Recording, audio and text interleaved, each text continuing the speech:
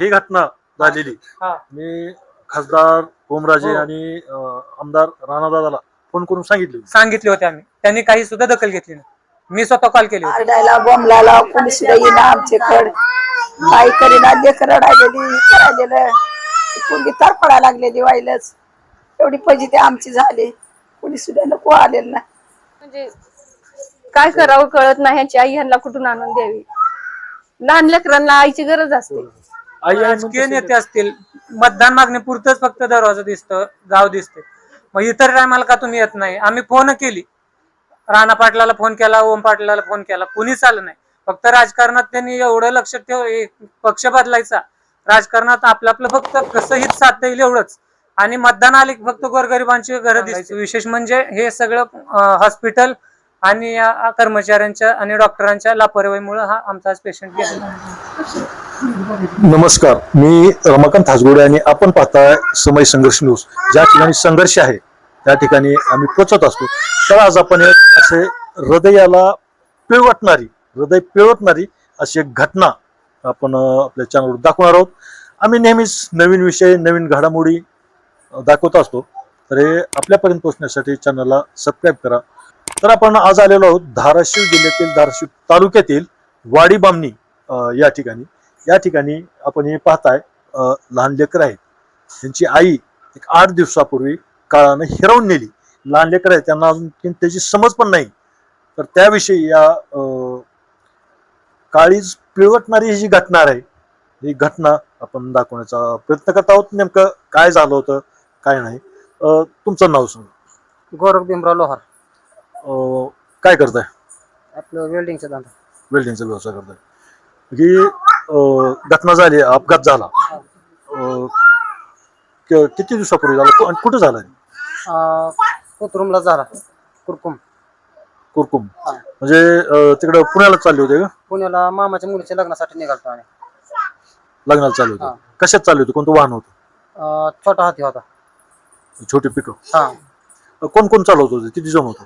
आम्ही टोटल 13 जण होतो. मध्ये आमची बहीण, पुन्हा भाऊजी, मावस बहीण, तिचा नवरा, तिचा मुलगा, पुन्हा मावस बहिणी सासू, आई, मी, 2 लेकरं आणि मालकी. म्हणजे असं नातेवाईकातलं लग्न होतं का? नातेवाईकातलं होतं.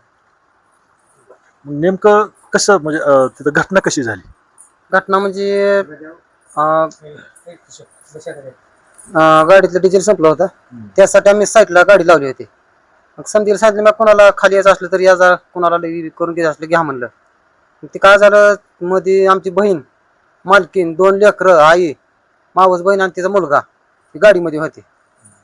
मग अचानक डंपर आणि उडविल डंपर. तिथं काय कोणाला कसं झालं, कोणाला म्हणजे किती दुखापत झाली, काय काय झालं? बहीण तर आमची जागेवरच मयत झाली होती आणि मालकिनीच्या हाताहून आणि डोक्याला मार लागला होता. हात समजा चिलबिला होता मालकिनीचा आमच्या. लेकरावाली आईला लागलं होतं. ही समती पडली होती जिकडे तिकडे. ते पुन्हा बहीण तर जागेवरच गेली होती. आणि पुन्हा तुमची मंडळी आमची दवाखान्यात मी न्यायला लय जण ओरडत होतो, पण कोणी वाहन थांबेल नाही. मग पुन्हा ह्याच्यात गेलो आम्ही, विघ्नहार्तामध्ये गेलो. तिथे गेल्यावरती म्हणले हाडाचा डॉक्टर नाही म्हणले आमच्यापाशी. मग त्या विजयराज हॉस्पिटलमध्ये आम्हाला धाडलं. तिथे गेल्यावरती आम्हाला म्हणले आशाना असा म्हणले, एवढे पैसे भरावे लागतात, तेवढे भरावं लागतात, 5 लाख लागतात, 6 लाख लागतात. आम्हाला अशी भिव घालले. आम्ही म्हणलं त्यातून काही योजना आहेत का? ती म्हणली योजना बियोजना काय नाहीत आमच्यापाशी. मग तिथून आम्हाला काय केलं, त्याने थोडी पट्टी ही गुंडाळली. मग पट्टी ही गुंडाळली, त्याने आम्हाला बिल लिहून दिलं 2 बाऱ्या. तरी 2 बाऱ्या मी बिल त्यांना नेऊन दिलं. ती म्हणले आमचे एवढे सामान गेले. तरी सुद्धा मी का आपलं पेशंट म्हणलं मी हागे केलं नाही, त्यांना ते सामान आणून दिलं. मग त्यातून कोणा ती म्हणले एवढे पैसे लागतात. मग असं करते म्हणले, इथून पेशंट उचला, पैसे भर होत नाही. तर लय असे बोलायला लागले की एकदम दाब देऊ बोलायले आम्हाला. मग तिथून आम्ही पुण्यावाली पैसे गेलो. तिथे गेल्यावर तिथं बेडवर तिला झोपिलं. मग त्यांनी बी सांगितलं अशा असं होतंय, असं तसं. ती बी दाब द्यायला लागली आम्हाला. आमची म्हणजे मामाची एक मुलगी होती, तिला बी दाब दिला त्याने. म्हणा लागले एवढे पैसे भरावे लागतात, 5 लाख भरावे लागतात, होते का तुमचे चॅन, असं काय बी बोला दाब टाका लागले. मग तिथून पुन्हा डायरेक्ट आम्ही सुसानला घेऊन गेलो. ते तुमच्या मंडळीचा तिथं मृत्यू झाला दवाखान्यात? हा, दवाखान्यात मृत्यू. तिथं बी टाइम लागला, 2-3 घंटे त्यांनी कागदपत्र बनवायला टाइम लावला. तिथून पुन्हा तिचा मृत्यू झाला. कुणाच्या लग्नाला चाललं होतं? बाच्चीच्या, आमच्या बाच्चीच्या भावाच्या पुरीचं होतं लग्न. सगळं तुमचं कुटुंबाच होतं आमचं सगळं. आणि तिथं तेल संपलं म्हणून गाडी थांबली होती. थांबली होती. किती वाजता साधारण किती वाजता झालं? 2 वाजता झालं. रात्री 2 वाजता. हा 2 वाजता झालं. तिथं मदत इतक्या उशिरा म्हणल्यावर मदत बी लवकर भेटली असेल. नाही हात पदर पसरते, पाया पडते, त्या लोकांनी वाहन उभा केलं नाही. एक मेले ती मेले, पण माझ्या ह्या सुनाला तर उचला म्हणून उचललं नाही त्या लोकांनी, कुणी बघितलं नाही. मुलगी तर तिथं जागेवर गेली, पण हाय त्या सुद्धा हाय ते तिला तरी उचला म्हणलं तरी सुद्धा कुणी हात लावला ना कुणी आलं नाही. पाया पडते, पदर पसरते, तुझा गुमूत खाते म्हणले. काय असतं आता आईचं काळीज असतंय. आईचं काळीज म्हणल्यावर समोर एक मुलगी तर जागेवर गेली, सून रक्ताच थरवत पडली, एक दुःख तेवढं होतच असतं.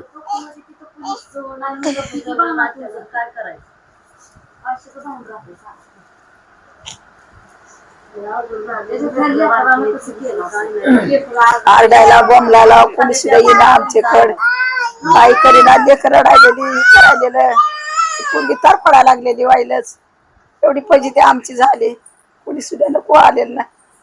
दीदी तुझं नाव सांग. नाव सांग. तुझं नाव काय? नाव सांग बाबाला. नुसतं नाव सांग. नाव सांग. शाळेत कसं सांगतं? अंगणवाडी जात असते का? नाव सांग. नुसतं नाव सांग. नाव सांग. अंगणवाडी जात असते का? सांग अंगणवाडी जाते. हं? काय नाव? ना तू. तर आपण पाहतोय ही लहान लेकर आहेत, यांना सुद्धा थोडासा ती परिस्थिती पाहिलेला धक्का बसलेला आहे. त्यामुळे नवीन माणसासमोर बोलणं हे थोडस धक्क्यातून अजून सावरलेलं नाही. तुला कुठं लागलं होतं? इथं लागलं होतं. उठून उभं बरं चालायला येते का? उठून उभं नसतं काय ते दुखत असेल तर त्याचा लेकर सुद्धा मुक्का मार लागलेला, त्या पायाला लागलेलं होतं. चालताना सुद्धा चालता येत नाही, दुखापत झालेली आहे. तर मला सांगा, रात्री 2 वाजता ही घटना घडली. मग तुम्ही अँब्युलन्सला 108 नंबरला फोन केला होता. केलता. कधी आली गाडी? अँब्युलन्स तरी बी दीड तासानं आली. दीड तासानं आली. मग तिथल्याच दवाखान्यात गेलो. हा तिथल्या म्हणजे विघ्नहर्तामध्ये नेलं आम्हाला. विघ्नहर्तामध्ये नेल्यावर पुन्हा तिथं गेल्यावरती तिथं मी का झालं का नाही विचारलं आम्हाला. आम्ही सांगितलं अशा असं झाले, मला ऑक्सिजन ही घ्या. मग ती मध्ये गेलो, त्यांनी सलाईन ही लावलं. सलाईन लावली, ती म्हणजे आमच्या पैसे हाडाचा डॉक्टर नाही, तुम्हाला मोहीने जावं लागेल. तर मग तिथून पुन्हा मी तिला उचललं आणि दुसऱ्या हॉस्पिटलला घेऊन गेलो. त्या कुठलं हॉस्पिटल? दुसरं विश्वराज हॉस्पिटल. विश्वराज हॉस्पिटल काळभरूनच बहुतेक. हा मग तिथं गेल्यावर त्यांनी म्हणले का झाले, त्यांना सांगितलं अशा असं झाले म्हणून. तर त्याने हात ही बघितला, ती जाती म्हणले लई नुकसान झाले. मला अशा तसं म्हणलं एवढा पैसा लागते तेवढा पैसा लागते, आणि पुन्हा काय करायचं दाब टाकायची मला. एवढे पैसे भरावे लागते तेव्हा ट्रीटमेंट चालू करता म्हणाले पेशंटचे. पुन्हा तेथून बी पुन्हा काय केलं त्याने, म्हणजे पैसे भरल्याशिवाय उपचार नाहीच. पैसे भरल्याशिवाय उपचार नाही म्हणले. हातच लावून गेले, कोण उचला सुद्धा येणे गेले लवकर. किती वेळा पेशंट असतात पडत मध्ये. पेशंट हा अश करायला. तिथून पुन्हा काय केलं पुढं? ससूनला पुन्हा तिथून ह्याला गेलो, पुन्हा आले पैसे विलो पुन्हा आले. त्यांनी काय केलं, डॉक्टर आला बाहेर. डॉक्टर अँब्युलन्स मध्ये असं बघितलं तिला, म्हणले लय झाले म्हणले. मग म्हणले मध्ये घेऊन गेलो आम्ही. तिथे गेलो, म्हणली आधी डिपॉझिट भरावं लागतं, मग पेशंट घेता. किती भरावं लागतं म्हणून त्यांनी सांगितलं होतं 1 लाख रुपये भरावं लागतात, तेव्हा पेशंट मध्ये घेता. तुमच्याजवळ तर तेवढे पैसे नसतील. तेवढे पैसे नव्हते आमचे पैसे. तरी आम्ही त्यांना म्हणतो पैसे भरता तुम्ही ट्रीटमेंट चालू करा. त्याने आम्हाला 100 सुद्धा ठेवू दिलं नाही तिथं. पुन्हा तिथून पुढं ससूनला गेलो. ससूनला तिथं कागदपत्र काढण्यात 1-1.5 तास गेला तिथं त्यांना. बरे रात्री 2 वाजता घटना घडली, ऍक्सिडेंट झाला. ससूनला किती वाजता पोहोचलो तुम्ही? ससूनला बी तरी हा सकाळी दुसऱ्या दिवशी सकाळी 9-10 वाजले. हा 9-10 वाजले सकाळी. मग तिथं उपचार किती वाजता चालू झाला? उपचार तरी त्यांना 1 तास, अर्धा तास, 1 तास तर ती कागदपत्र काढण्यात गेली त्यांची. तिथून पुन्हा त्यांनी उपचार चालू केले तिथे. बरं दुसरं एक सांगा, आता ही घटना झाली, मग तुम्ही धाराशिव जिल्ह्यातले, तिथलं कोण आमदार, खासदार कोण राजकीय प्रतिनिधी अशी घटना घडली म्हणून कोण आले का, अगर कोणी काही मदत केली का काय नाही. आर्थिक मदत? काय नाही कोणी केलं आम्ही. अजून कोण आलं नाही भेटत? नाही कोण सुद्धा नाही. तर या ठिकाणी आपण पाहतोय उपचार करण्यासाठी कशी हेळसांड झाली. त्याच्यामुळं जर लवकर त्या मुलीला उपचार भेटला असता ते वाचू शकली असती. पण पैसे भरा आणि परिस्थिती गरीब, आणि गरीबाचं काय आपल्या देशात हाल आहेत ते आपण पाहतोय. तिथं काय गावातले, तुम्ही गावातलेच ना? गावकरी पण आहेत काही. कॅमेरा तुमचं काय नाव? माझं नाव अंकुश नागना शित्रे, शेजारीच मी त्यांचा. शेजारी. हा, ही घटना पाहिली आपण. एकतरी अपघात झाला, 2 महिला गेल्या, एक जागेवरती गेली, एक उपचाराभावी गेली. काय वाटतंय आता कसं, म्हणजे काय नाही, हे महाराष्ट्र शासनाचं गांभीर्य नाहीये, म्हणजे प्रशासनाचे दुर्लक्ष आहे पूर्णपणे. कारण राज्य आणि केंद्र सरकारचा असा विषय आहे की ऍक्सिडेंट झाल्या उपचार तात्काळ हे करा. त्याच्यातून पुढचं सांगायचं म्हणलं तर ऍक्सिडेंट झाल्यावरती उचलणाऱ्याला 25,000 रुपये मदत आहे. नितीन गडकरींनी आताच मागची घोषणा केलेली आहे. उपचाराला उचलणारा तर कोणी नव्हता, परंतु हॉस्पिटलमध्ये टायमिंगला ट्रीटमेंट सुद्धा कोणी दिलेली नाहीये. विश्वराज हॉस्पिटलमध्ये ट्रीटमेंट टायमाला दिलेली नाही. सुरुवातीला तिथले जवळच्या दवाखान्यात गेले, हा, त्यांनी जर माणुसकी दाखवली असती हा, तर तरी हे केलं असतं. आणि प्रत्येक ठिकाणी जाईल तिथे त्यांनी हाताचंच फक्त बघितलं. त्यांच्या डोक्याला खूप मार लागला होता. कुठल्याच हॉस्पिटलवाल्यांनी त्यांच्या डोक्याचं म्हणजे चेक केलेलं नाहीये. डोक्याचं जर त्यांच्या बघत होते तरी डोक्याला साधी म्हणजे पट्टी जरी करत होती तरी पण ते वाचू शकले असते. डोक्यामध्ये हवा जाऊन वगैरे त्यांना जास्त पुढे होत गेलं. आणि पुढे जाऊन त्यांनी ससूनला गेले. तिथं पण त्यांनी डॉक्युमेंटरी वगैरे करण्यासाठी 2-3 तास वेळ घेतला. त्याच्यामध्ये पेशंटची प्रकृती एकदम खालावत गेली, रक्तस्राव खूप होत गेला आणि पेशंट पुढे चालून ह्याच्यामध्ये हे झालं. सांगायचं विशेष म्हणजे हे सगळं हॉस्पिटल आणि या कर्मचाऱ्यांच्या आणि डॉक्टरांच्या लापरवाहीमुळे हा आमचा आज पेशंट गेलेला आहे. आमचं पूर्णपणे मत हेच आहे. तर निश्चितच वेळेत उपचार भेटला असता, हा, पेशंट वाचला असता, असं यांचं सुद्धा मत आहे. आणि या गोष्टीकडं शासनानं, प्रशासनानं गांभीर्यानं लक्ष द्यायला असो, पाहिजे. शासन असो किंवा राजकीय नेते असतील, मतदान मागणीपुरतच फक्त दरवाजा दिसतं, गाव दिसते. मग इतर टायमाला का तुम्ही येत नाही? आम्ही फोन केली, राणा पाटलाला फोन केला, ओम पाटलाला फोन केला, कुणीच आलं नाही. फक्त राजकारणात त्यांनी एवढं लक्ष पक्ष बदलायचा, राजकारणात आपलं फक्त कसं हित साधता येईल एवढंच. आणि मतदान आले फक्त गोरगरिबांची घरं दिसते, एवढं, बाकी दुसरं काय नाही. म्हणजे ही घटना झालेली, हा, मी खासदार ओमराजे हो, आणि आमदार राणादादाला फोन करून सांगितले होते आम्ही. त्यांनी काही सुद्धा दखल घेतली नाही. मी स्वतः कॉल केले होते. त्यांनी अजिबात दखल घेतलेली नाहीये. त्यांचं कुटुंब म्हणजे पूर्णतः त्यांच्यावर आधारित होतं.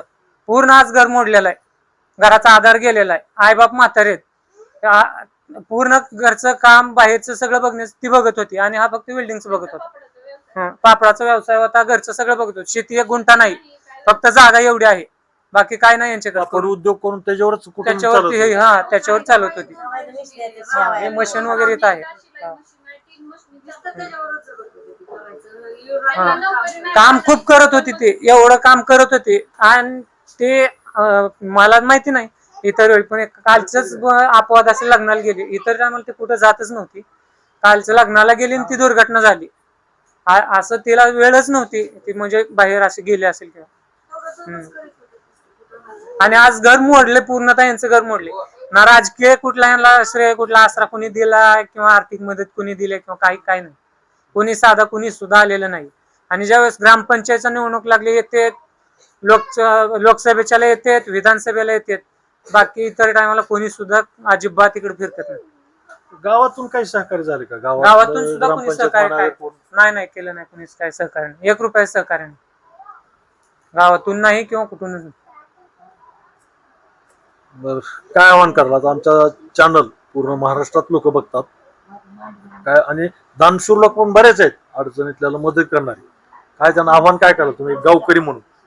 गावकरी म्हणून माझं म्हणणं एकच आहे की यांचा पूर्ण हे मोडलेला आहे. यांना आर्थिक सहाय्य काहीतरी करून यांना उभा केलं पाहिजे.